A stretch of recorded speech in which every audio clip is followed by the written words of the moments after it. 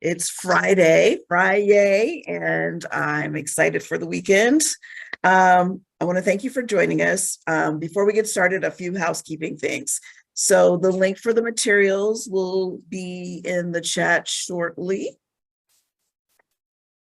Next slide, please. And we'd love for you to rename yourselves. So start with your name and then your organization. You can see on this slide an example of what we want you to do. This will help us with getting you to the right breakout room later in this meeting. So if you would take some time right now to rename yourselves, that would be great.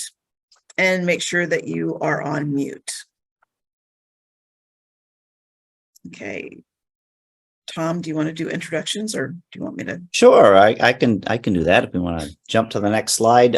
Many of you who are on here may be familiar with CASI, and so you may find all of our faces and voices familiar, but we have some new folks here today, and we're joined by one of our colleagues who's a guest contributor to this discussion. My name's Tom Hutton. I'm the Executive Director of the California Charter Authorizing Professionals, and with me with the same green background, you'll see David Patterson. Dr. David Patterson is our founding board president.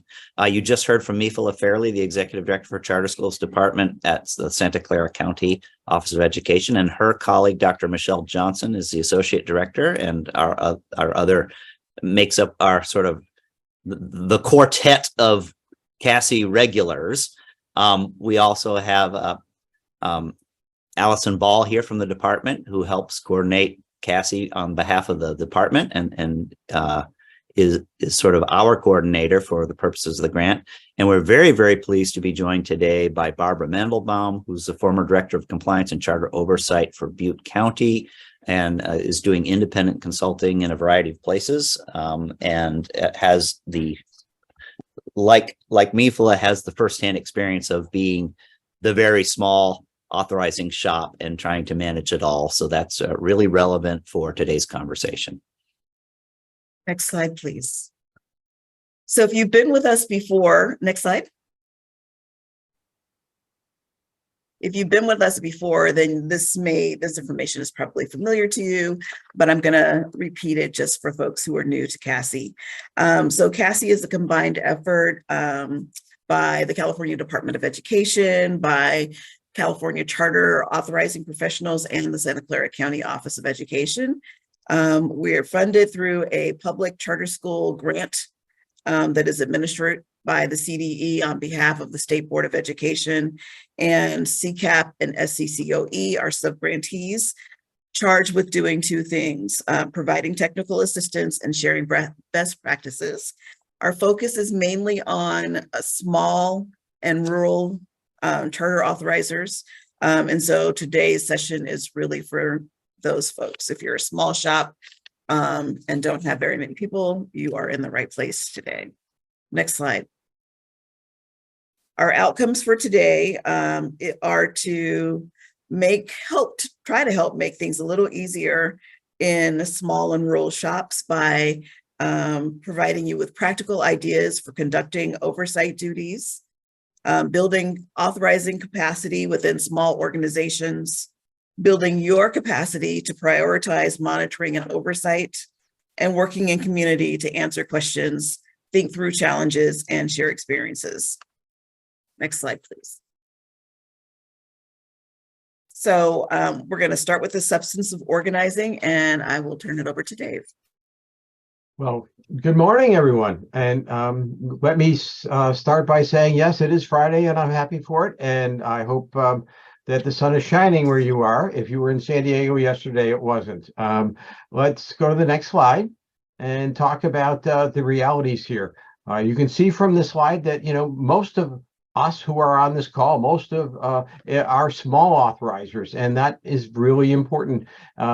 The mix is unusual. We have more authorizers in our state than most states have charters. The key piece here, I think, is that as a small authorizer, I don't need to tell you that you wear many hats. And when you wear many hats, that you need to, in fact, have a different way of doing it than if you had a dedicated staff that was available to only do authorizing, only do this, only do that. You're doing it all.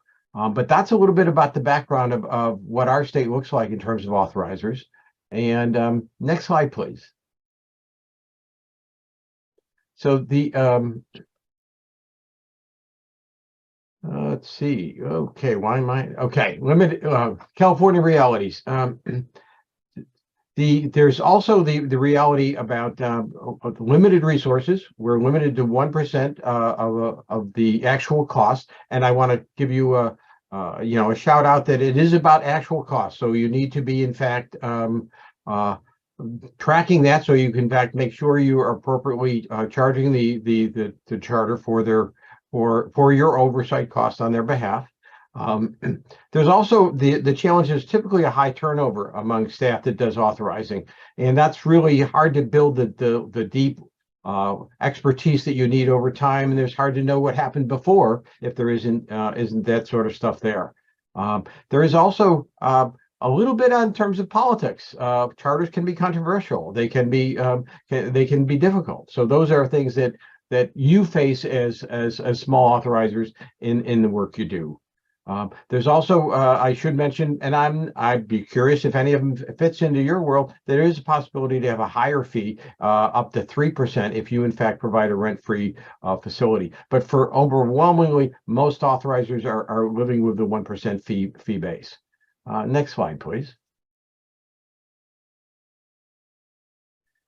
Let me spend a second about that. We talk about this stuff in terms of a life cycle. The application, the beginning, which in our state we call it the petition. The petition comes to you, and so there's the process of you approve it or you deny it. Then say an approval does happen. Then it's the authorization has happened. Your board has acted, and again, it's a board that makes the final decision. Staff may do the substantive work of making sure the evaluation is done, and then there's the period of time between the permission has been granted to start the school and the actual startup. And that's often a significant period of time, often 6, 8, 9, 12 months. Then when startup occurs, you go to the first year, and then it's the issue of performance, the oversight, the ongoing performance and accountability. There's activities for each year. There's activities that are important to do. We often talk about the last piece, which is renewal. And let me just start by saying the first day you worry about renewals, the first day you approve the charter, because the performance and the oversight and the accountability process starts from day one and continues each year to the reauthorization process. And so the last step 4 in the reauthorization is it in fact actually occurs, and then the cycle starts again. In the situations where it doesn't occur because they haven't earned their renewal, then it's in fact an opportunity of not having a lot of fun, but it's actually a closure process. And that's actually something that also can occur, and we all need to be prepared for it. But it's part of a life cycle. And if we do the first 4 steps well, then frankly, if we need to go to the 5th, that's in fact part of what happens. And if all goes well, we continue the cycle one more time. Next slide, please. All right. Well, the education code 47604.32 lays out exactly what is required for oversight. And literally this is it. At a minimum, you are required to identify at least one staff member as the point of contact. You have to visit each charter school at least once, at least annually. You need to ensure that the school complies with all the required laws, including completing the LCAP and the annual update. You need to monitor the fiscal condition of each school, and then you need to notify the CDE of renewal, revocation, or if a school ceases to operate. Now that sounds really extensive, doesn't it? No, but just because that's the bare minimum that is required by Ed Code, that is not what is actually required. Oversight requires an awful lot more. So next slide, please. The other thing that you really need to be aware of are timelines. Before AB 1505 came into effect, We had one set of timelines that basically said that the time starts when the board receives the petition, and then it was kind of questionable as to when that happens. Now that AB 1505, which took effect on 2020, happened, we now have very strict timelines. The timeline starts the moment the petition walks in the door with a signed certification of completion. And there are 60 days to public hearing, meaning that the authorizer needs to sit down and hold a public hearing on the merits and all the pieces of whether or not the public has support for the petition itself. Then you have 90 days to the authoriser's decision, and 15 days prior to that final authoriser's decision, the authorizer must post the recommendations and findings of fact. This is different than what it used to be. It used to be 30 days and 60 days, but now it's 60, 90, but it's essentially about 75 days to do all of the work, and then you have to post 15 days before. If the decision is denial, the charter school will have 30 days to appeal, and you need to create a transcript of those proceedings. And in the case of an appeal, make sure that when in doubt, you get help. I will say that as a CBO in my prior life, my first experience with a charter school was having a petition walk in the door and me going, oh, what is this? And not knowing anything and not being aware of timelines. And so if you get a document that walks in the door, when in doubt, call. You can call CASI, you can call all sorts of different people, but do not let that timeline run. So next slide, please. Okay, at this point, we'd like to take the pulse of those of you who have joined us this morning, and we have a poll question teed up for you. The wonders of Zoom and the assistance of the department. I'm just going to warn you, don't be thrown. Zoom was fickle with us today, and for some reason, it deigned to allow us to list the correct answers to choose from, but the question that you see is a different question. So it's the one on the slide. Which of the following is the biggest challenge do you think that you face as an authorizer of these choices that are listed here? So if we could take a second to chime in on that, that'd be great. Hit 2/3, maybe we get a last few in there, hopefully. I think that might be it, because it might be counting us as the presenters and others. So I think we can, but if you see here, it looks like oversight is the overall winner, but there's a few people saying, hey, lack of staff workload is a challenge, the timelines and deadlines that Michelle just alluded to, and one vote for verified data, which we'll talk a little bit about, but the renewal process is very much on everybody's mind in authorizing in California. So shall we move on to?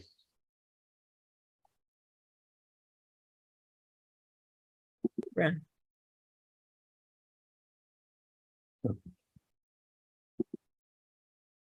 It's Barbara here.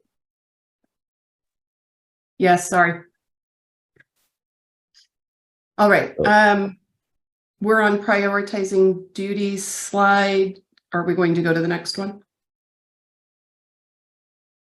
There we go. That's what I'm looking for.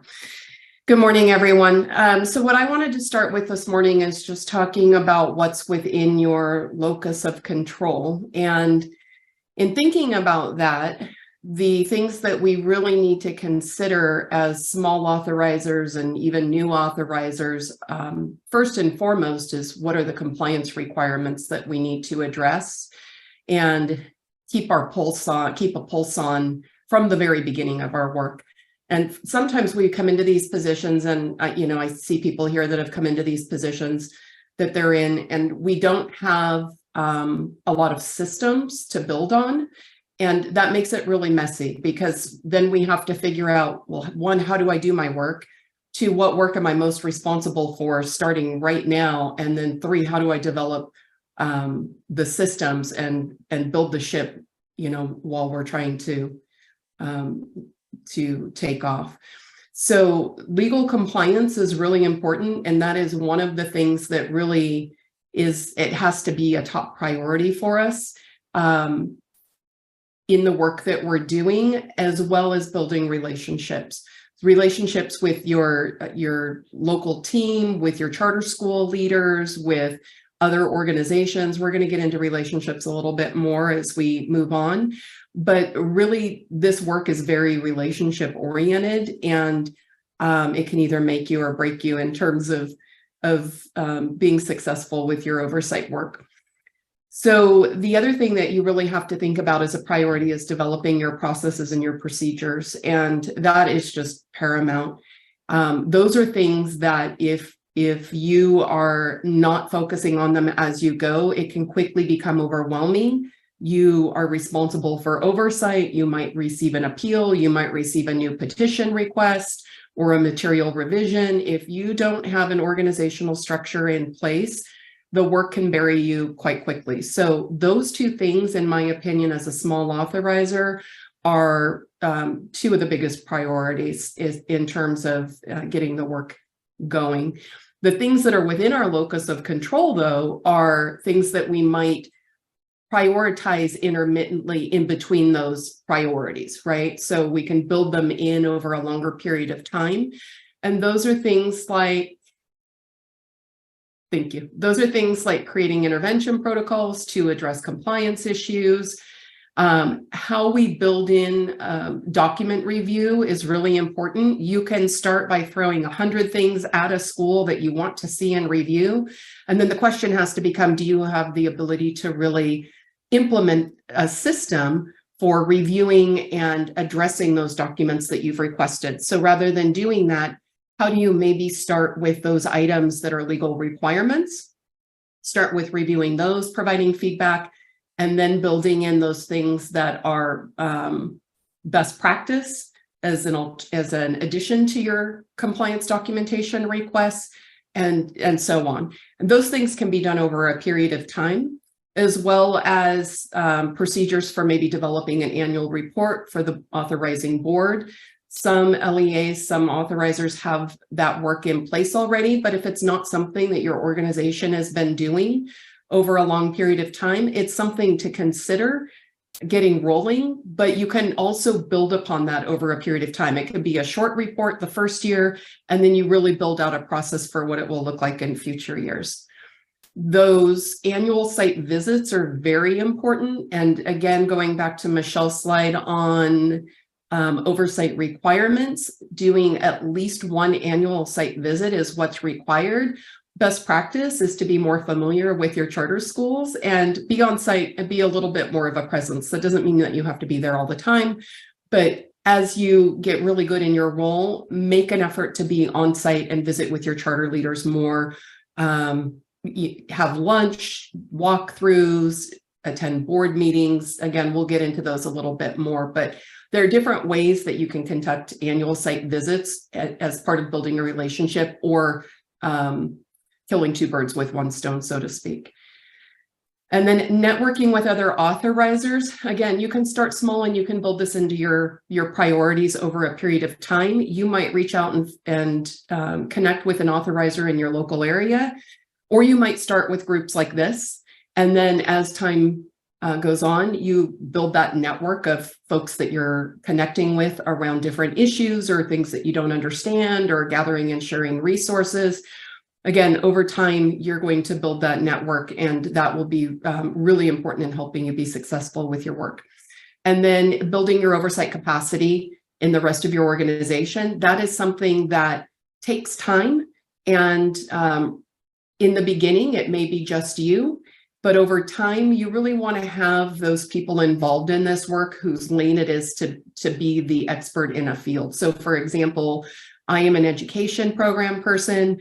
I am not a special education expert. Can I look at special education language and law and be somewhat proficient in it? Yes, but it's not my lane. And so I really want to have people on my team that are experts in special education. It doesn't mean that they have to be responsible for all of this work, but building their capacity to understand charter law and be able to participate in discussions and support the important work of making sure that schools are legally compliant is very important. And you can build that capacity over time, starting with the people that you work closest with, your fiscal provider, your special education person, and then expanding out through your organization to tap those other resources that you need. All righty. So we have here just several scenarios that are not uncommon in the world of very small authorizers, and a lot of these things, there's actually nothing problematic about them. Some of them are fall in that category of necessary but not sufficient.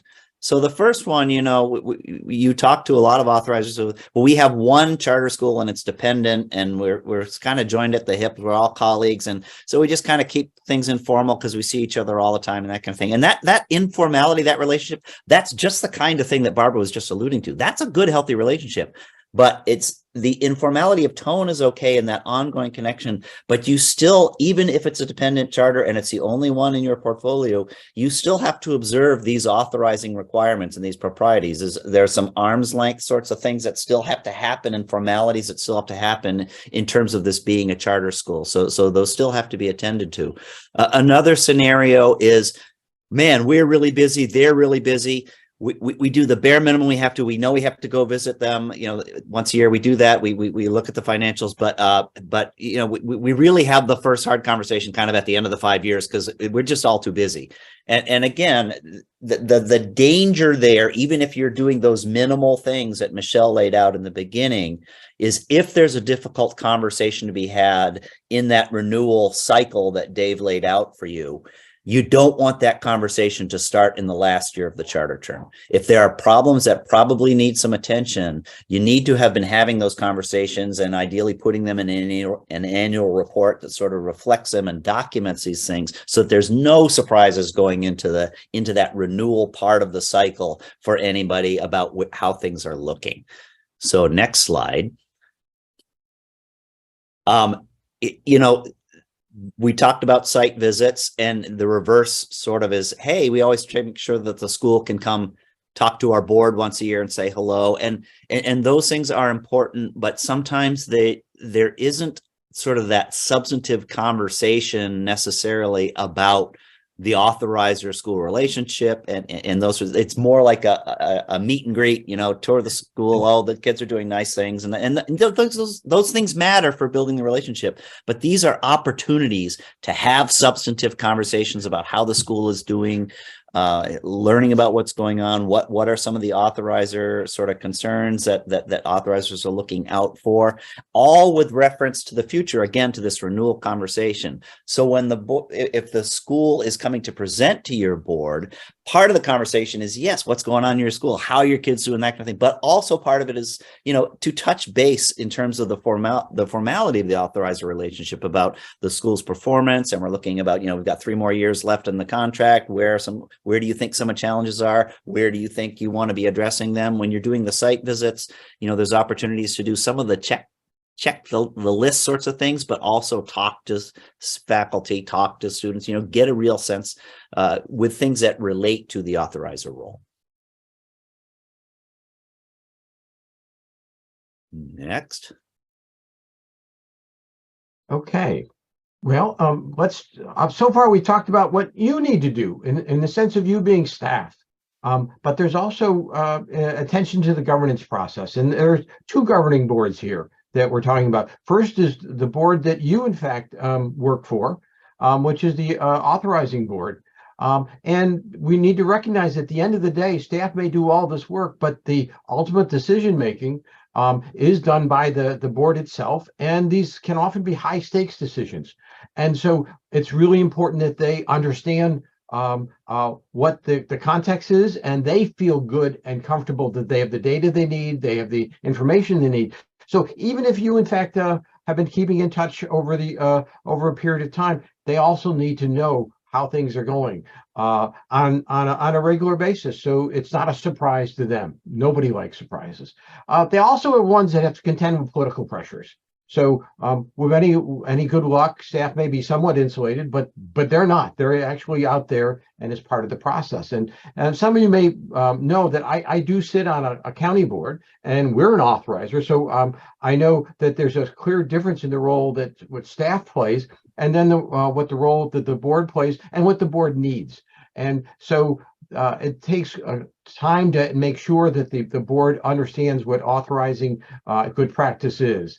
And it's also a good idea to make sure that the charters have an opportunity to be in front of the board on a regular basis. You've already heard people talk about the need for relationships and quality there.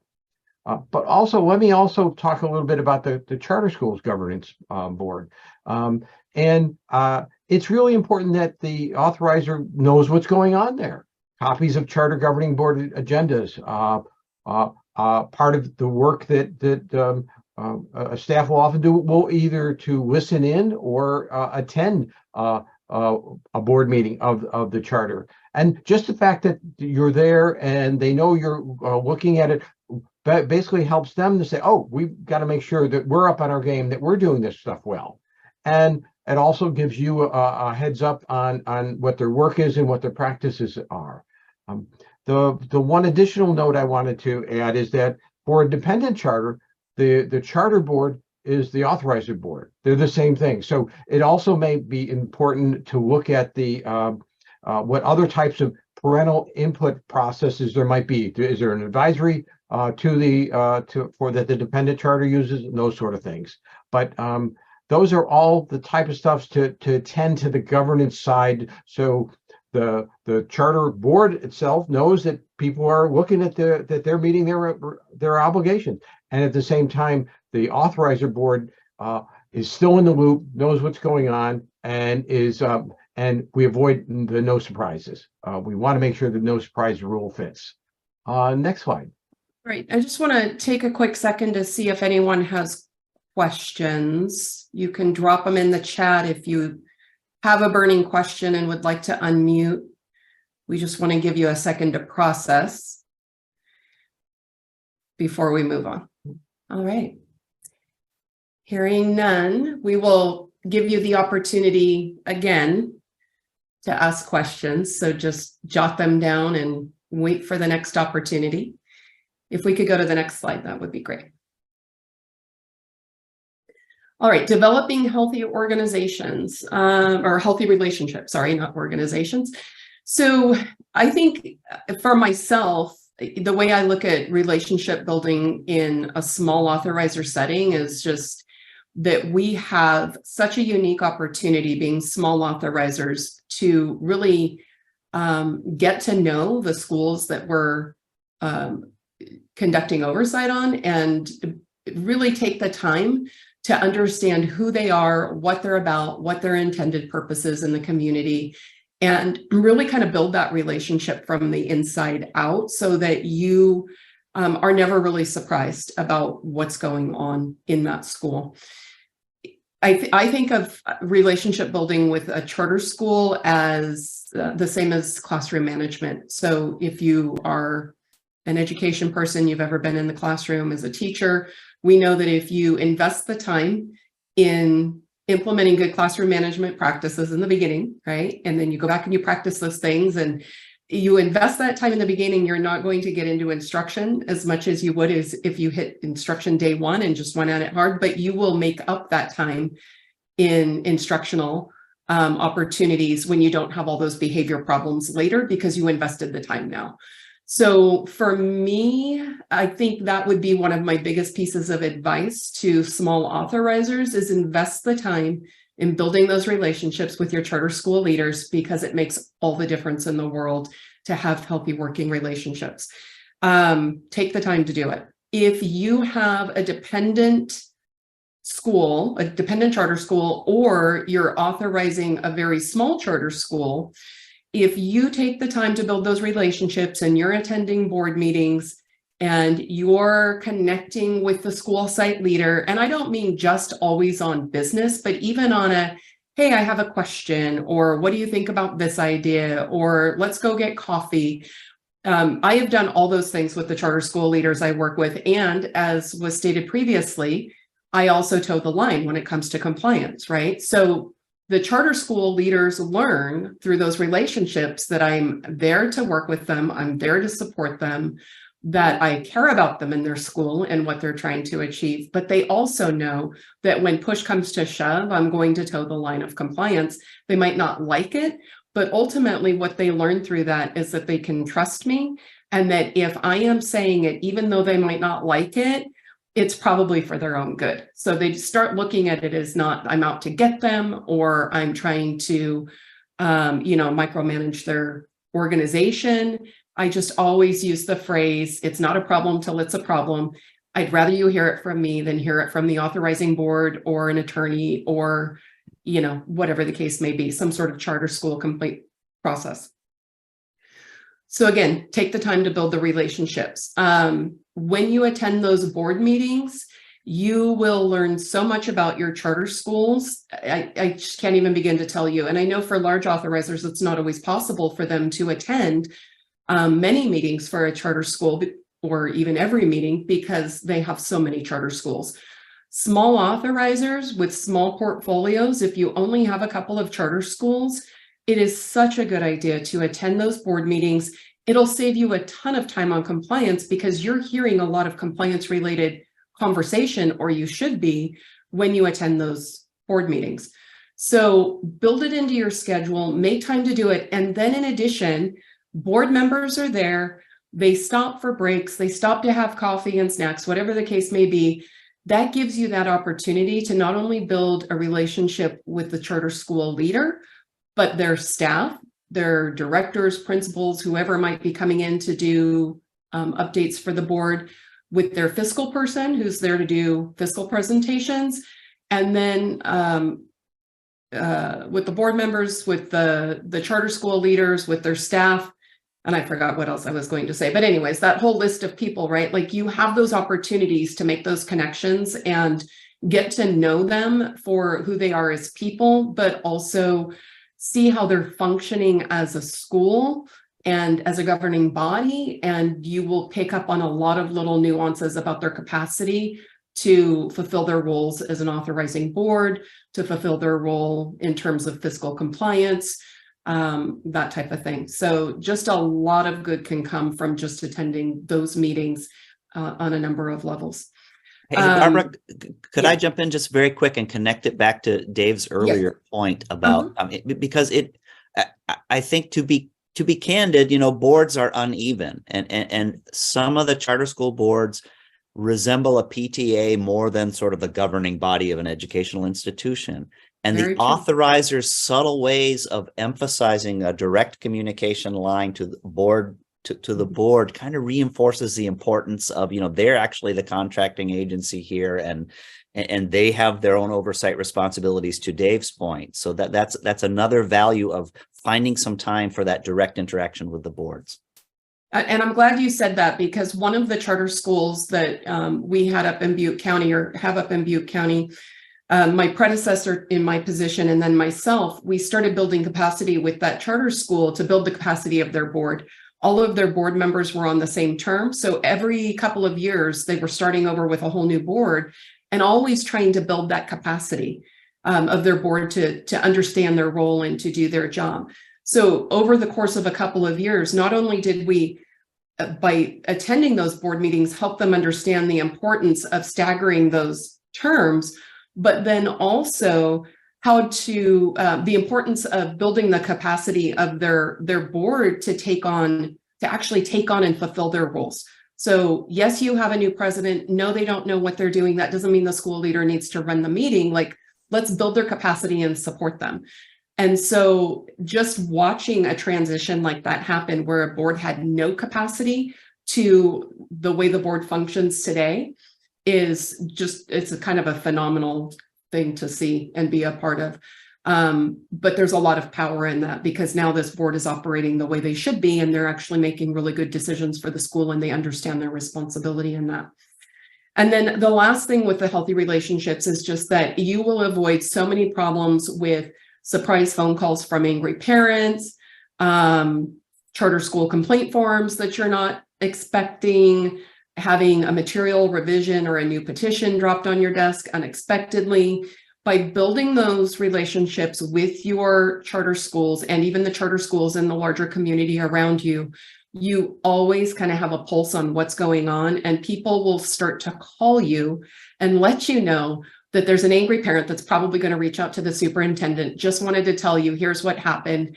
Here's why we did what we did. Let us know if you have any questions. And so it just takes so much pressure off of you as an author. I see somebody pointing out, it takes so much pressure off of you as an authorizer to just build that relationship and know what's coming your way. I think that's all I have to say there. If we could go to the next slide.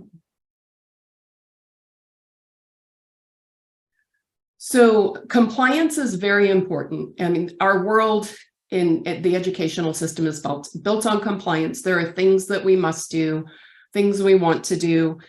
We need to really think about our charter oversight in terms of fulfilling our compliance obligations, but letting the work be more than just a checklist. We want to really focus on being solutions oriented and assets based, in my opinion. So if there are problems, not just, micromanaging, trying to micromanage a charter school, putting our thumb on them, like really having those conversations about what is it that you're doing well, and then how do we start to troubleshoot these little problems that are coming up. Again, the relationship building will help you to do that, and it will help alleviate problems that may come down the road. We need to consider a charter school's contribution to the overall local public education system. One of the things that I really try and focus on is not being redundant in the work that I do with oversight. And I am a firm believer, if I can find it on the website where it should be, or the California dashboard, I shouldn't be asking, and again, this is just me, everybody has their own thing, but I personally feel like, especially with small schools, we're small authorizers, we're probably overseeing small schools. If we can get that information, why ask somebody else to take it from a dashboard and put it on another piece of paper? So to me, it's really important to try and make the oversight process not a burden on the charter school leader, but make it meaningful, right? So we're meeting those compliance requirements, but we're not essentially ticking them off by saying, provide me with X, Y, and Z. And they're sitting there wondering, why am I giving it? Why am I taking this and downloading it from here to move it to here? So just something to keep in mind. How do we think about what the intended purpose of that charter school is? What is their mission? What is their vision? What types of performance measures and actions and outcomes do they have in their charter petition? Especially those student outcomes and those significant student group outcomes, or even those student groups of more than 10 students, really kind of honing in on those pieces and what is their petition all about? Having those meaningful ongoing discussions with the school about how they're doing on many of the most important indicators and student outcomes. And then the communication of the site visit, communications in the site visits where you are further investigating those items, and you're not asking again for the things that you could review in a desk audit, right? Like, submit documentation to me in this way, that way, or the other. I'd like to see your board documents. I don't need to go do a site visit and ask them to see a binder of board meeting documentation. I can do that through a desk audit. When I go out to the school site and when I'm communicating with the schools, I really want those things to be focused on the things that I can't gather through a desk audit, such as, they've done a fit inspection. So on paper, everything looks good. We all know how it works in schools. Everything's daisy chained until right before your fit inspections due. And then you go undaisy chain everything and you end up with a good, right? A good, exemplary, whatever on your fit inspection. And then everybody goes back and daisy chains everything the way it was again. So same thing with fire inspections. So when you're going out on a site visit and you're just having that casual conversation with a charter school leader, you could also be looking around the building and you could be thinking about, what things do I see that maybe aren't in place or aren't the way they should be? Again, I would rather they hear it from me than hear it from somebody else. So those things are really important. When we are conducting site visits, we also want to think about conversations not only with the school leader, but with the faculty, the students, the parents, faculty being teaching faculty, but also support staff as well. How do we kind of dig in and get at the root of what's going on in a school? Everything can look great on paper when you sit down with a group of teachers and you start talking about English language learners and they say, we don't like to do that ELD stuff. It gives you a whole different impression of what's going on compared to what's on paper, right? So if you're building those relationships and they know they can trust you to not come back and, again, hammer down, with worst case scenario, but then become solutions oriented with the school leader. How do we address this issue? Like, it's clearly an issue. How do we address it and work together to solve problems? Consider classroom observations. So that's an important thing that you can do on the school site. You can get a lot of information through a desk audit, but you can't see what's really going on in the classroom. So actually visiting classrooms, multiple classrooms, multiple times throughout the year, even if you have the opportunity to do that, gives you a lot of really good information.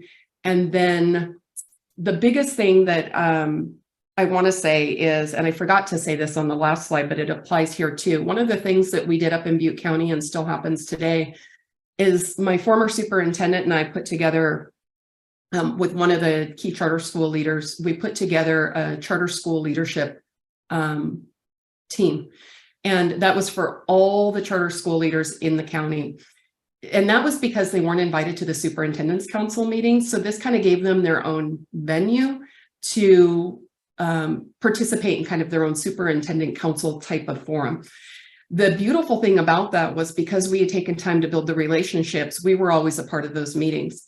And today, I know the county office is still a part of those meetings, but what I want to get at here is that by being a part of those meetings, not only could I see and hear what was going on that was great in the charter schools in the county, I could also hear where things maybe weren't in place and they needed some support.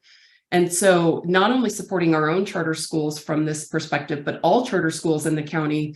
A good example of this is student privacy laws. When those really started to ramp up and become more and more important, I started hearing things in a couple of charter school leader meetings that indicated to me that the charter school leaders did not have a clear understanding of the laws that were in place for student privacy and data privacy agreements and that type of thing. So it was really easy for me to go back to my county office and find the people that I wanted to come in and speak to that group and give them that little bit of PD that they needed to support them.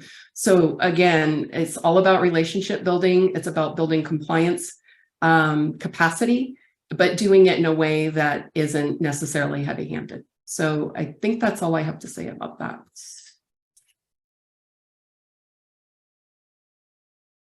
And then the other thing that's really important is just working to distribute those authorizing duties internally. And so really quick, what I would like everybody to do in the chat, and I see we have, I don't know, maybe like 20 people that or so that aren't a part of the presenting group. If you are directly involved in charter authorizing and you're not just a partner online and don't have any schools, you're excluded from this little task. But if you actually are assigned over authorizing duties and you have schools that you're overseeing, in the chat, if you could give me two numbers. The first number would be how many people in your organization are primarily responsible, tag you're it, the authorizing person, right? So first number would be how many people are responsible for the charter oversight work. The second number would be how many schools do you currently oversee? So like maybe 1, 2. 1, just me, 2 schools. There we go. Oh, that's pretty good. 2 and 12. Give it just another second.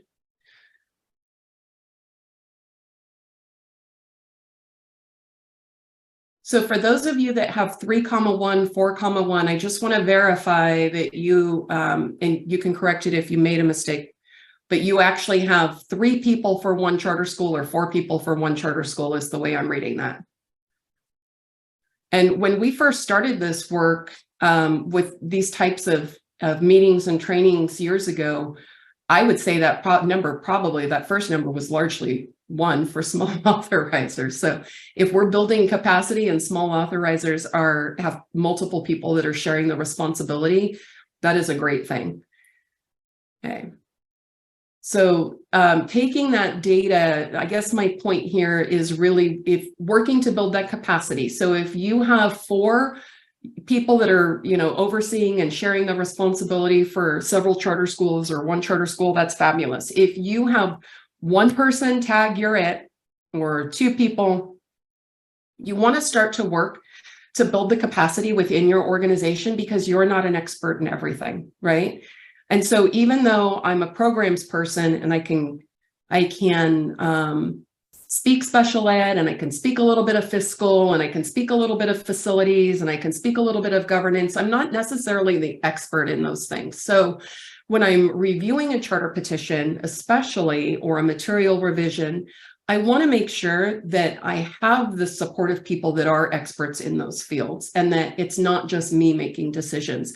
That doesn't mean they need to be involved day to day in the oversight process so much, but they are going to play a role in terms of reviewing certain documents that maybe you don't have the capacity to review with, any sort of certainty. It could mean that they're attending site visits with you. Special education, I always take a special education person with me on site visits because they're looking for things that I wouldn't necessarily think of. And then having your fiscal staff, probably fiscal is like the key person that I work with all the time in the role that I played, but then I would bring in as needed my CalPATS person if I had questions about the way an ed program was being proposed in terms of CTE requirements or, course structure or integration, different things like that. Bringing a CalPATS person can be really important. Bringing in your HR department. I'm not an expert in HR. I can speak credential language a little bit, but there are so many more aspects to the HR piece that you really need to have somebody from HR have their eyes on the work. And then sometimes facilities. So as a small authorizer, if you have an existing school, most of the time you don't need facilities input because they are where they are, they've been where they've been.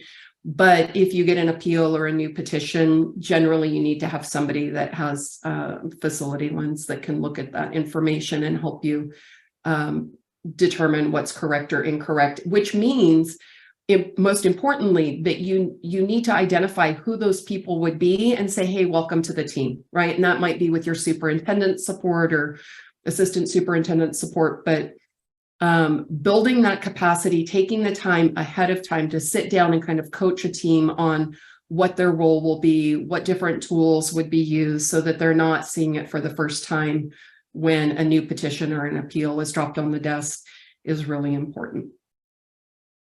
Next slide. All right. And then memorializing and documenting. So again, this piece is really important in terms of just having the system in place and the organizational structure in place for how you will document.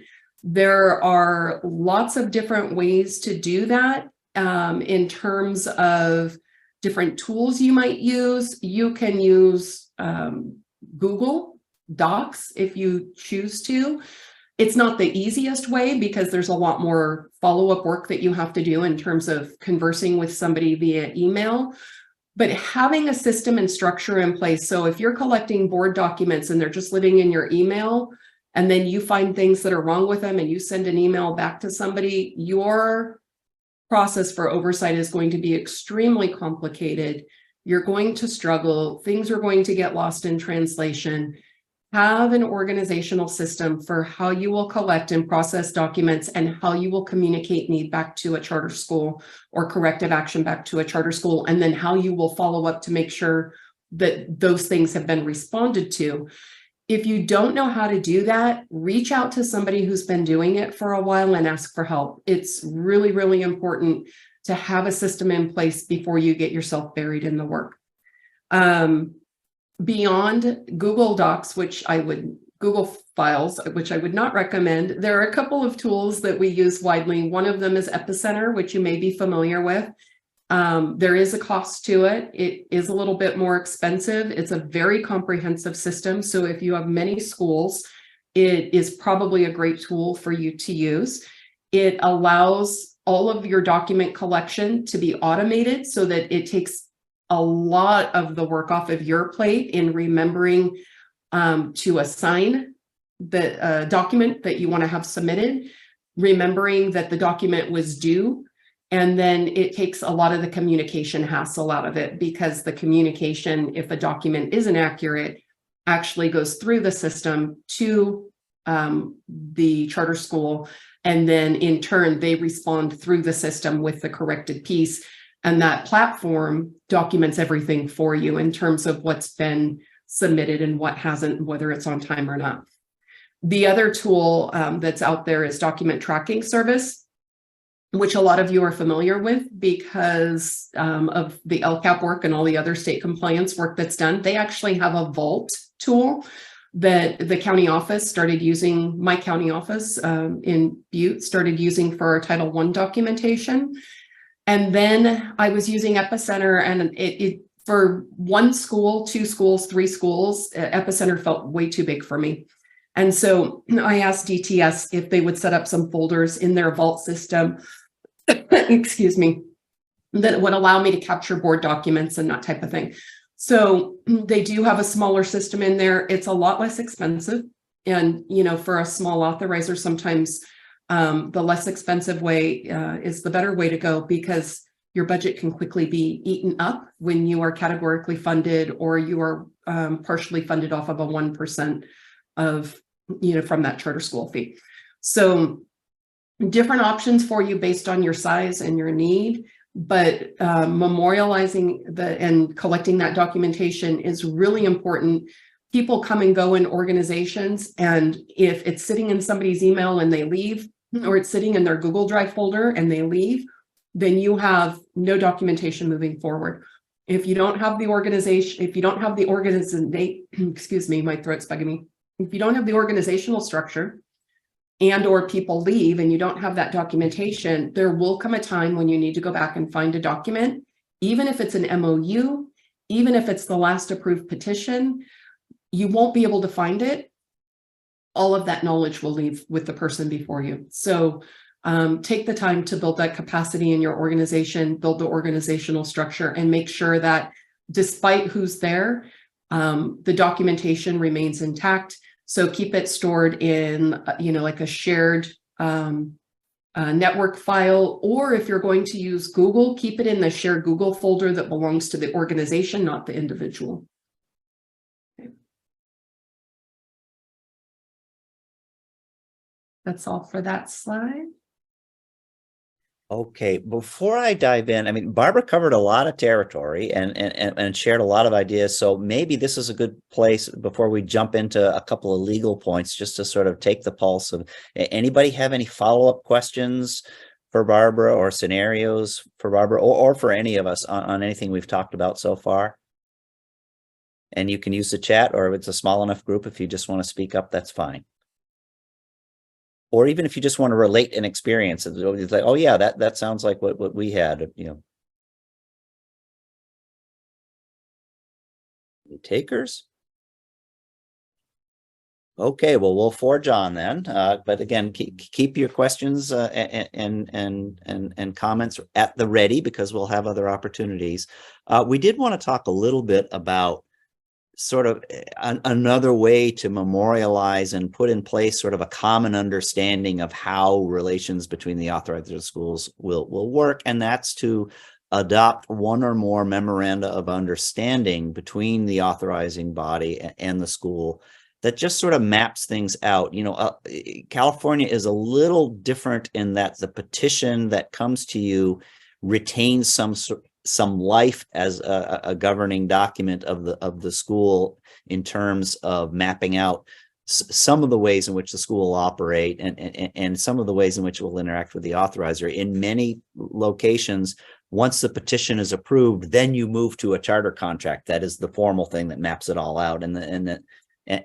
But it doesn't have to be mutually exclusive. In California, it's kind of, we would say, best practice to memorialize more than what is in the petition in a memorandum of understanding, that to supplement what's in the petition, but really addresses some of the key operational details and how communication will work back and forth, and so just so everybody's a little bit on the same page for things, and you don't have to reinvent the wheel every time when a new situation comes up. You probably want to update these on occasion. I mean, there definitely will be updates to charter law in California that might be worth reflecting in there, or you just learn things as an authorizer, or your schools learn things as operating and say, you know what, this would work better if we did it this way. So you can update those, but and then there's other topics that are particularly, you know, there's some complexity and some legal overlap, like what's a special education relationship? Is this school its own LEA? Is it a school of the district for purposes of special education? You want to kind of have that stuff mapped out clearly. And a big topic right now, of course, is with renewals and with the use of verified data to sort of supplement what's in the dashboard, coming to an understanding of how it is we're going to look at the academic performance of the school, and memorializing that in some fashion is a good practice. And then the next slide, kind of on a related point. Oops, did we skip? Did we have I guess it's later. We have one about dealing with lawyers, and I thought it was right after this one, but I guess it's coming later. So we'll get to that when we get to it.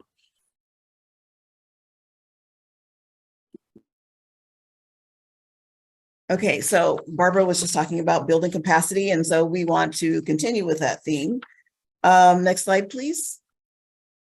So our biggest survival tip for you is to know that you are not alone. Every time we say that, I start thinking of Michael Jackson's song. The first thing, there are several organizations, two of which are represented here today, who you can reach out to. So we have CASI. This training today is a CASI training. We have our monthly 1-hour charter chats on timely topics. We have quarterly trainings like today's training, both virtual and in person. We have a webpage on the CDE website, and we provide technical assistance. We can come to you and support you in person, or meet with you via Zoom in person. We also have CCAP, who has an annual conference coming up June 13th through 16th. They have some toolkits. They have a newsletter that comes out, I don't know how often, monthly, quarterly, frequently. And then we have the COE. So if you're in a county office of education, we have COE Authorizers Forum, which is a monthly community practice for charter authorizing folks who work in charters in county offices of education. So you're not alone. You don't have to struggle through things and reinvent the wheel. You can reach out to a number of different resources. Next slide. You can also collaborate with your county office of education. How many of you, by show of your virtual hand, know who the authorizing contact is at your county office of ed?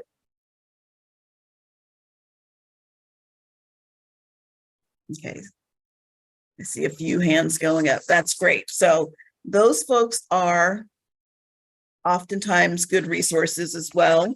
We have some partnerships with a number of county offices around the state who sometimes will host trainings for us. So be sure to reach out to them as well. Next slide, please. And now, Tom, you can do your legal counsel. All right, so here we coming back, a topic near to dear to my heart because I'm a recovering school attorney myself. But you know, it is one of the premises of charter schools that there are high stakes decisions, and high stakes decisions are not only politically fraught, as David was alluding to, but they can be legally fraught.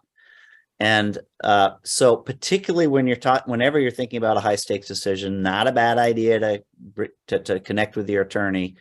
But even with some ongoing things, oversight is a regulatory legal function. And there are some times when you need to talk to a lawyer. People, especially small entities, you have to attend to the legal costs. So you want to be careful about that. And there are some issues that are not strictly speaking legal matters where you might want to augment your in-house capacity with outside expertise. Sometimes people go for their lawyers because they have the ongoing relationship and because there is so much legality involved in charter authorizing, but it's worth sometimes asking, well, is this really strictly a legal thing? And at CCAP, I know we've had attorneys approach us to say, hey, my client is relying on me for all kinds of non-legal stuff just because they need the help. Where else can they get help? We talk about CASI, we talk about CCAP, there are other organizations, but where it's clearly of legal import, like if you're looking at, wow, I don't know if this school's going to make it for renewal, or you've got a petition and I'm not, if I'm kind of hesitant about whether this petition is really going to be good enough, it's worth just sort of checking in to make sure that you're following all the procedures properly and whether there's any legal considerations. And the other thing is California charter law changes. Michelle alluded to AB 1505. That was a big piece of legislation kind of right before COVID. And then its implementation was sort of staggered out a little bit longer in some ways, just as a practical matter of everybody attending to the pandemic. And so following that and keeping in touch with your lawyer about those sorts of things. And my last point, my last slide about the MOUs, and that's something where you need some legal help developing those memorandum of understanding and talking to your school. So do bring in the legal counsel where it's appropriate. Next slide. I think Barbara touched on this, but just maybe a repeat on this, Barbara, if there's anything here that you didn't already mention when you're talking about the tools.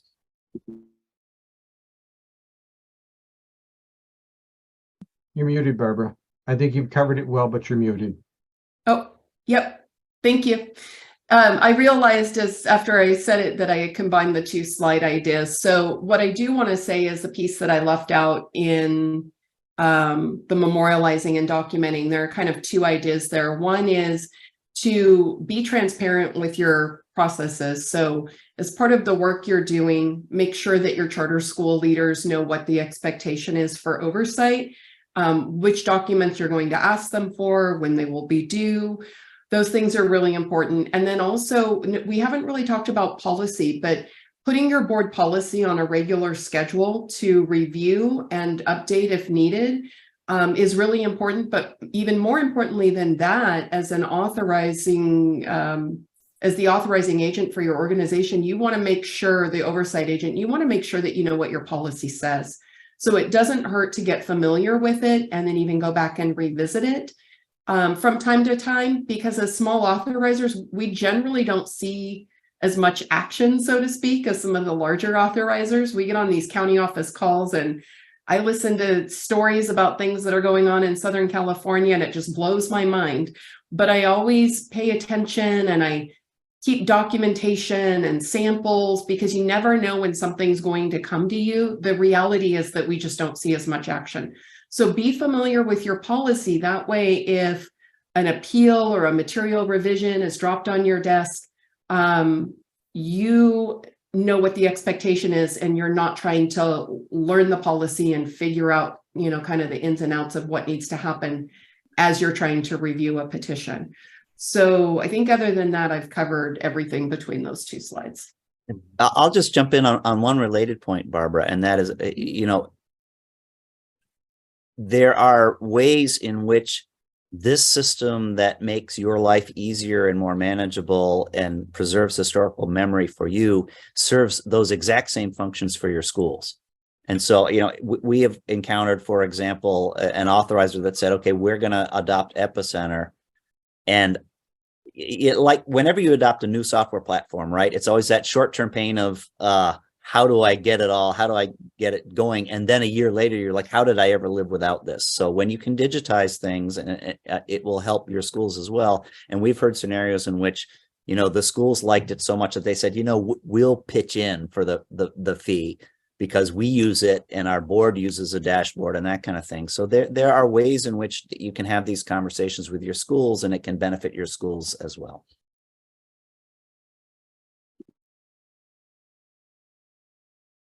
And then in terms of networking with other authorizers, I always use the phone a friend, and I put it in my email subject line, phone a friend, I need help.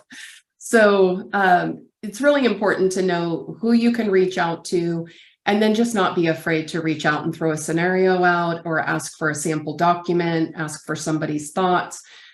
We all know that with public records requests, emails can be requested. Sometimes it's better to pick up the phone and call somebody, but definitely reaching out and asking somebody is a great way to get the support you need, especially when you're a small authorizer and you don't see a lot of action. So from time to time, I know I've heard something and it's stuck in the back of my mind, and I know that I can reach out and ask somebody who will know, right? And that's the important part. I don't have to remember everything, especially for most of us as small authorizers, we wear many hats.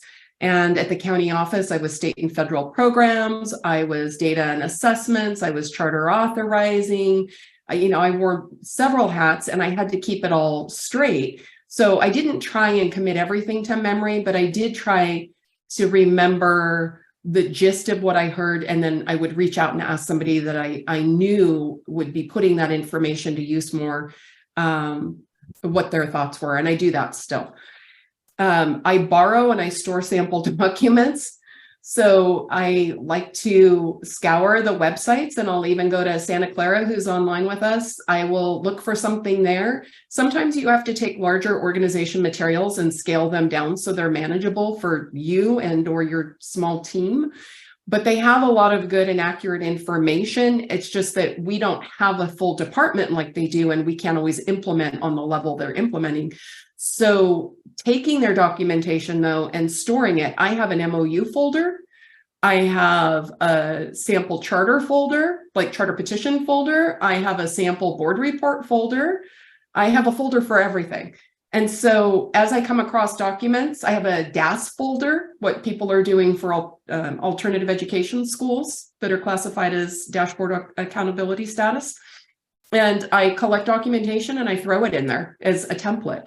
So anytime I need something, because again, we don't see a lot of action as small charter authorizers, but I can go back to those folders and I can peruse what I have, and I can pull something forward and make use of it when I do need it. And then checking in with other authorizers, and working collaboratively with them is very important.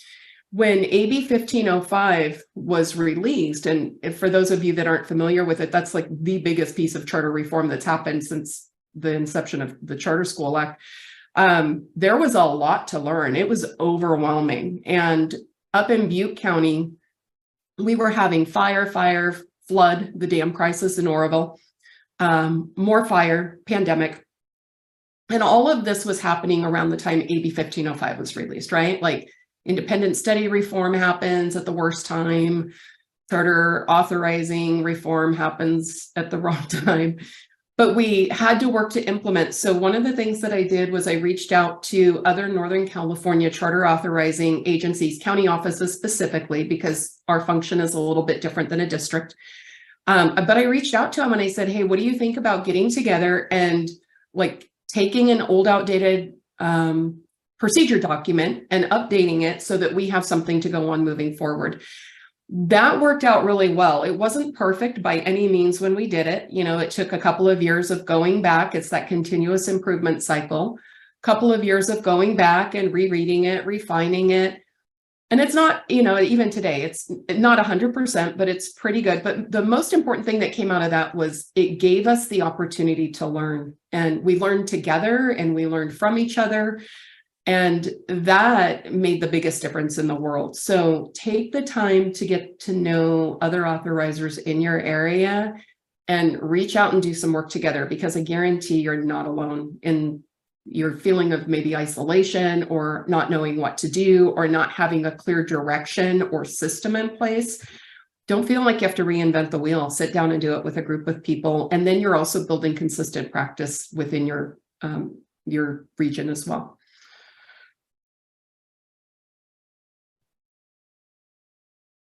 Okay, the next one is mine.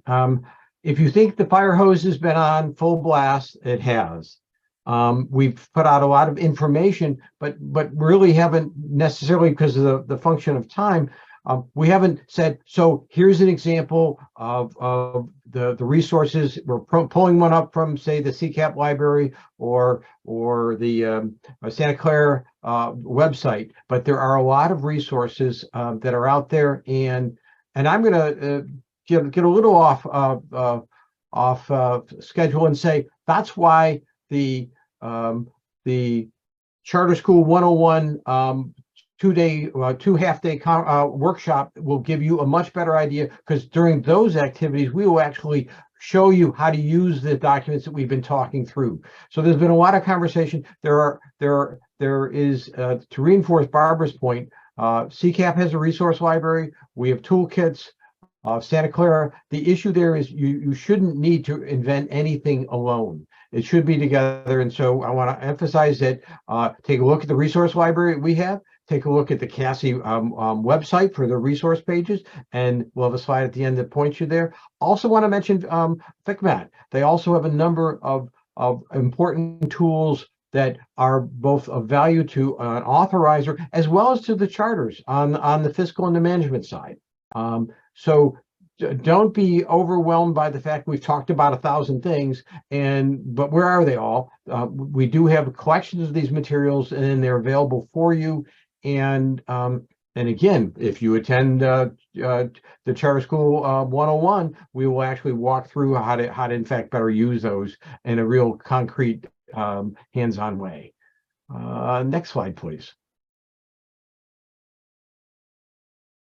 The other pieces that we've talked about is how it's in fact important that other people are there. I've already mentioned FCMAT for technical support. There's also NACSA. There are other specialty providers. You should feel, we've already talked about, at times you need to go to your legal counsel, and but frankly, often there are in-house expertise available to you, and that includes somebody in your CNI shop, somebody, for example, in your credentialing shop, or if you're a district and you're small, frankly, somebody in the credentialing shop at the county office, because there's a lot of expertise almost always there. Next slide, please. And then, of course, what you're doing today, you're talking with us and plugging into CASI and CCAP. We've gone from a place a few years ago, a year or two or three ago, where we had very little resources. Now we, in fact, have a lot, and we're learning how to put them all together. So none of us are alone anymore. We just have to collectively figure out how to work best together. Next slide. All right, so I'm still hearing you are not alone in my head.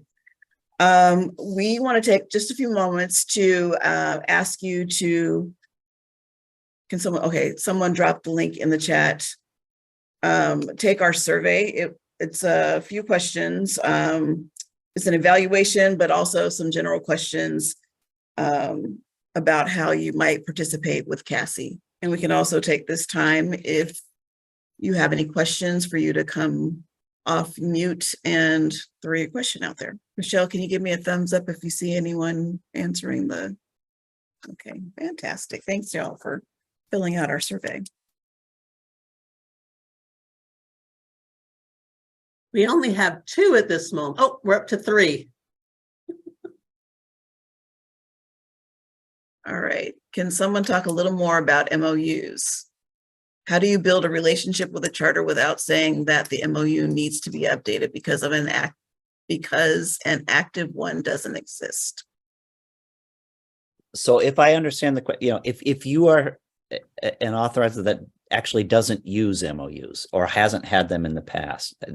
That's the first conversation. I mean, and that is, part of it is it's meant to be kind of a mutual understanding. Now, some of it is really the authorizer has to say, hey, this is how things have to work.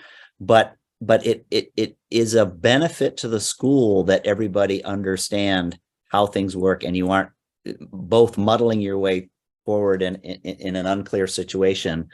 And so, having that conversation with them, we'd really like to, we have the petition, but there's a lot of ways in which we interact that we'd like to make sure we just put in place so that everybody kind of understands what the deal is.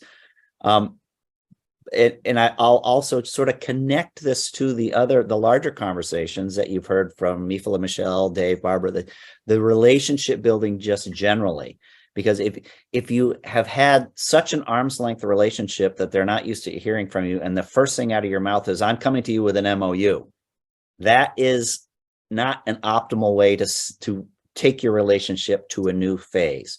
So I do think that, I do think you want to build the relationship building, but it doesn't have to be a threatening, I'm laying down the law, here's the rules for you conversation. This is how we can both understand how we're going to interact on some things. And a very logical way, frankly, right now, if you're looking for an entree point for a conversation, is the conversation around the use of verified data. What are the measures we're going to be looking at academically? Because the school has a very strong interest in making sure that it understands and has basically the opportunity also to make their proposal to you as the authorizer about what they think. We want to use NWA and this is why. And then, and so it's a very logical conversation. If you have to, you're going to have to memorialize that somehow. While we're at it, there's other things that we've realized are just sort of unaddressed in our relationship, or we haven't had a clear understanding. Let's just take a look. Maybe let's talk to our respective lawyers, because a lot of them do this stuff and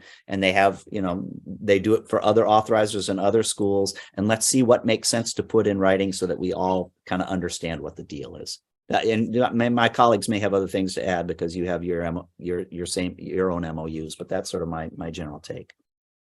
I would throw in that if you're coming up for a renewal, if you're in the process, if you never set up a board policy, you might include that we're going to address MOUs in that board policy, and then use that as a starting point. If you don't have an active one, you could also look at if a material revision or new legislation is happening.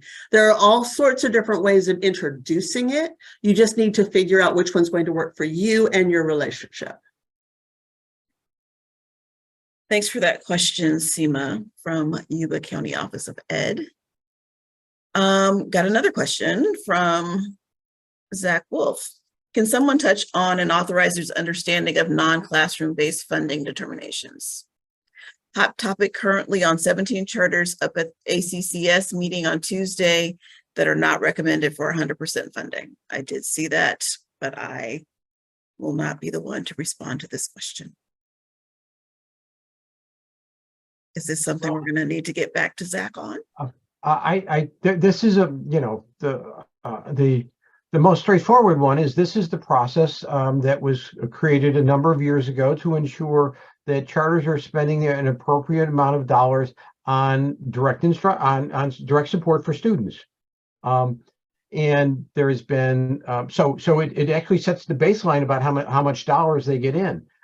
There has been some significant interest at the state level about how that calculation is done, and so it obviously is something is going on different at the department in terms of the way they're interpreting or utilizing the process. So I'm not on an inside track to know what's different yet, but from the most important piece is that it's the dollars that come. So if in fact a school is funded at say 80% instead of 100%, you're going to be looking as an authorizer at a budget based on that lower dollar amount, and you need to make sure they're fiscally sound, and the school is going to make sure it's fiscally sound at that lower funding rate.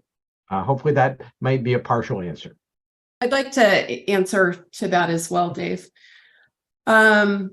So here's my thought on this. In Butte County, we had 3 independent study charter schools out of the 4 that we oversaw, 2 of them were dependent, 1 was direct funded. And so I'm very familiar with this process from that standpoint, because we had to work through this process with our own charter schools year after year. One of the 2 things I would say, one is check in with your fiscal services lead that you work with directly and bring it to their attention. That way you can both pay attention to what's going on in terms of that fiscal shortfall, if one is there, as Dave said. But the bigger thing with this that I know from firsthand experience is that schools struggle when we have a lot of small schools. So I don't know if these are larger schools or small, but the smaller the school, the bigger the struggle is to figure out where to put your dollars when you get lots of them all at once. And so if a school, for example, already receives Title I, which is restricted funding, and then is identified for CSI, which is restricted funding, and then has S&C for increased improved services in their LCAP, which is essentially restricted funding, right? It's dedicated to those unduplicated student groups. And then you get ESSER funding and CARES funding and on top of it, all of those funds are principally directed to the same students, and you only have so many ways to implement, and you're not supposed to hire new staff. So what students need are staff, and you're looking for all these different ways to spend this money, but the one way that you really need. So I wouldn't necessarily jump to the conclusion that they are going to have budget problems so much as it becomes a slippery slope for proactively figuring out how to make sure that you don't land in this position. And one of the biggest charter schools in Butte County, that's the direct funded charter school, every year they keep track, meticulous records. Where are we in terms of our non-classroom based funding determination? And they know exactly. So when it comes to renewal, they know that they're going to meet that threshold. It's a proactive system that needs to be set up, and that may be something that you discuss with your charter school leaders in light of this determination. So Barbara, and I appreciate you saying that. So the one thing that I've worked with a handful of non-classroom based schools over the years, and the one thing that we've kind of ran into, and I'm very proactive when it comes to, hey, we're in a funding determination year, we have to set up these budgets appropriately. You got to have the 40, you got to meet the 80. The issue that we ran into was some of these schools, especially after coming out of COVID, they actually grew rapidly. They continuously enroll. So trying to peg that P280A when you're running multiple tracks, when you're running that consistent enrollment all the way up through, say, April 15th, it's very, very difficult, especially if you grow, say, 100% from one year to the next, where your P280A is going to be, which could then, that could jump your revenue up $400,000 or $500,000, and then trying to staff that appropriately is very, very difficult at times, even if you are proactive. Also on the flip side of that is the NSLP funding. When you're going to get a large portion, if you got what's the CES, or what's the acronym, but if you're a heavily unduplicated school where most of your NSLP dollars are going to come in the form of federal funding, you're typically not going to put a credentialed staff member to those funds, which would then, in essence, slightly lower your 40% requirement as well, which is something I tried to highlight to the CDE to say, hey, we might want to back out some of these funds in this formula because you're not typically going to put a credentialed staff member to service your food program. Right. Yeah. And the flip side of that is true too. With independent study with independent study schools right now, ADA is all over the place. Folks rapidly enrolled their students because of COVID, and now they want their students to have those social connections. So they're putting them back in seat-based programs. There's no consistency. And so I would say a lot of what we're seeing is probably attributed to those patterns. And that could be completely outside of the school's ability to have any control. And then there could be some schools in that mix that, aren't doing the work the way they need to. So I would try and separate them out. Thanks, Zach and Barbara, for that discussion. Appreciate it. Next slide, please. So we've been doing quite a lot of talking, and so now we're going to give you an opportunity to share. Next slide. We're going to go into breakout groups for about 10 minutes. Are we still at 10 minutes? team? Okay. And give you an opportunity to talk about some of the survival tips that you have tried and they were successful, to share some of those things out with the rest of us. So please don't leave, stick with us, and we're going to jump into breakout rooms now. Amy, we didn't talk about doing report outs from these breakouts. Allison, do you know if that's the plan? I believe so. Okay.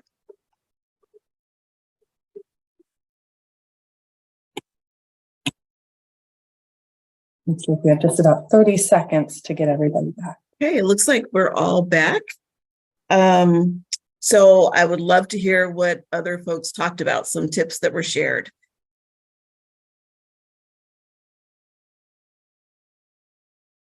So I will share that our room talked about attending the CASI 101 and not knowing what we don't know. So I highly recommend that if you haven't signed up for CASI 101, make sure that you do. We also suggested that if you're not available to attend a CASI 101, then you can call CASI and ask for some one-on-one support. We do provide technical assistance, and we can provide some of that one-on-one training. So Great. there you go. Barbara, were you in a group with anyone? I can go next. So first I want to say to the folks that were in my group, please attend that CASI 101 training. I was part of the very first CARSnet bootcamp training. I was in the very first, and it made the world of difference. So if you can break away and get to that training, please do. My group is mostly in the stage of gathering information and trying to figure out how to prepare either for contentious renewals and that type of thing coming to them very soon. So more than figuring out what's already worked, they're trying to figure out what to implement so that they can develop those systems.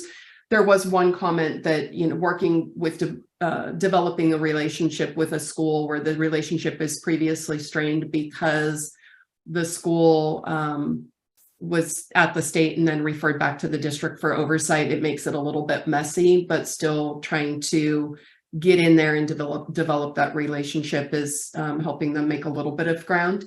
And then that same individual had one question that I couldn't answer. So at our next question break, if we could make sure that we allow time for that. Dave? Okay, for ours, we are a relatively small group. I'm just going to add on, we talked about CASI 101, but we also wanted to mention that the larger CCAP conference is a great add-on in addition to that, because, we're going to have some stuff, CASI on the 101, but we're going to be covering so many of the other issues in also in depth in workshops that I think will be there. We did spend a little bit of time talking about MOUs and small districts and small authorizers. And the challenges there and how an MOU might help. Okay, great. So the group I was in consisted of fiscal folks who are in a large shop, but they're new to charter fiscal oversight and monitoring. But they talked about making sure you have good oversight systems and tools in place. And so one of the things they talked about is the filing system, so that if there's turnover or if there are questions, the entire team or the new people coming onto the team can go back and see historical information. And they're not just, relying on someone else to tell them what they recall. The information is right there for them to review. They also talked about having a spreadsheet or some kind of database with contact information for the charter schools, with the charter leaders, the principals, the legal, the board members, the attendance folks, so that it makes it easier to do your work. You just have the information right there and you can go in and pull it out. And then the other thing that they talked about is whenever they do some kind of statutory review, either first or second interim or audits or budgets, they send letters. And if there's an issue, that has come up in the review, then they asked for the charter to provide a fiscal stabilization, a charter board approved fiscal stabilization plan. And that helps to avoid surprises down the road. So that group gave us quite a few tips that were really helpful. Let's move on to the next slide. And the next slide. So we want to talk to you about some ways that you can be in contact with CASI. So CASI has some web pages on the CDE website. You can join our listserv by clicking on the hyperlink that you see on this slide. And also you can send us an email at casi@cde.ca.gov if you have questions, and we get back to you with a response. Next slide, please. We also have our regional quarterly trainings. Today is an example of a quarterly training. This training will be repeated in person in Sacramento and in Reading in the next few days. Michelle, what are the dates? So Wednesday is Sacramento and Thursday is Reading. Okay, and if you need to know more information about that, just email us at casi@cde.ca.gov and we can send you the times and locations. Actually, I think I might have the times and locations on a future slide. We also have CASI folks who can come out to you to work with you and a small group of folks in your region or in your organization, if that is something that you need. Next slide, please. We also have our monthly charter chats on the last Wednesday of the month. They are from 11 to 12, and we talk about legislative issues, give legislative updates, fiscal updates, and other hot topics that are pertinent at the time or relevant at the time. We do a breakout group where you can discuss issues either by topic. We sometimes put folks into groups by topic, typically by region. We're going to try doing it by size at some point, perhaps, but that is a really good way to get connected and stay informed about things that are relevant. Next slide. Okay. Thank you. We've talked about the fact that the CCAP Authorizing Conference is coming up. It's in Palm Springs, July 13 to 16. It is the time to start registering, get that hotel at the lower cost. One of the neat things we're doing this year, first, it's okay to attend only the pre-conference, so that's all you can do, or the main conference only, but I recommend both. And we've got a special opportunity. There's an ability to reimburse 1 night of lodging for qualified small authorizers. It's part of our work with the department and their support through the CASI grant to, in fact, make it more affordable for those that are in the have a fiscal challenge, to get you to be able to attend. So we hope that's an additional incentive that you can pitch in your own backyard, why this is in fact a great and cost-effective way for you to do your job better. The link there for the conference is on the slide in front of you, and I'll leave it at that and hope to see you there. David, I have an important question. Is it a requirement for us to bring our golf clubs to Palm Springs? It is not a requirement, sir. If you wish to do that, I think there might be some opportunities to play. Perfect. 115 degree heat's the perfect golf weather. It should be. Now, we're talking June.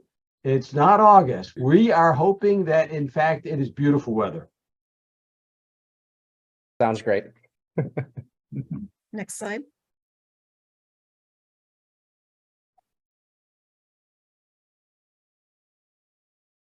Okay. So this is how you can contact anyone in any one of the members of our CCAP team. Next slide shows the contact information from SCCOE team members. Next slide. So we're going to give you one more opportunity to talk. And what we'd like you to do is, now that you've heard all this information, we want you to share 3 questions that you have, 2 bright spots or things that you've learned, and 1 thing you'll do when you leave this meeting.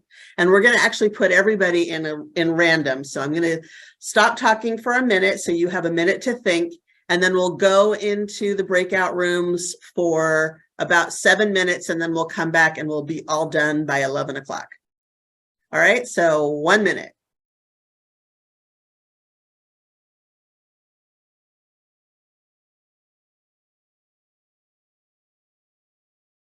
All looks like we're all back. Oh, maybe not. Okay, here we go.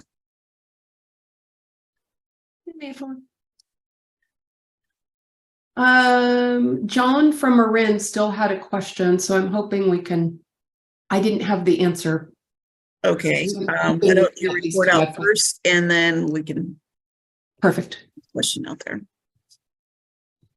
Go ahead, Barbara. Oh, you want me to report out? Yes, please. Oh, sorry. I didn't realize we were all back. I'm sitting here rubbing my nose. Okay, so we only had one person, Vo from Laco, in our room, and Allison and myself, and we just spoke mostly of, we had a general conversation, but Vo didn't really have any questions other than how long I've been authorizing. And so I told him the story that if you've been at it a year, you're considered an expert, and then almost 8-9 years later, you still feel like this much of an expert. So we had that conversation. Bright spots. He's new to his division at Laco, and he's really just trying to find his place there. And so attending workshops like this is helping him to find his place and figure out systems, components. And then he is planning to register for the CCAP conference and the one-day training as soon as he gets his approval. So that is his one thing to do when he leaves this meeting. Yay, Bo. Okay, what was the question? John from Marin, is he still on? I don't think so. Okay, then we don't have to worry about it. Oh, okay. But you should share the question in case we can bring it back to Charter Chat. He wanted to know if, so they had, he's new to his position. There was a charter school that went to the state, was approved. The oversight was put back on them, and they're due for renewal again in 2025. And he wanted to know if it was denied, can they go to the state again for appeal? And under the new system, I'm like, I got nothing, because I don't work at that level with the things that I've done. Only under abuse of discretion. That's okay. So if they were approved by the state, even though the oversight is with someone else, since the state is no longer in the authorizer business, they have to go back to the local district That's what for review. If the local district denies for renewal, then they go to the state for appeal on that renewal. And then the state, if the state approves renewal, then the state and the charter will now assign the new authorizer.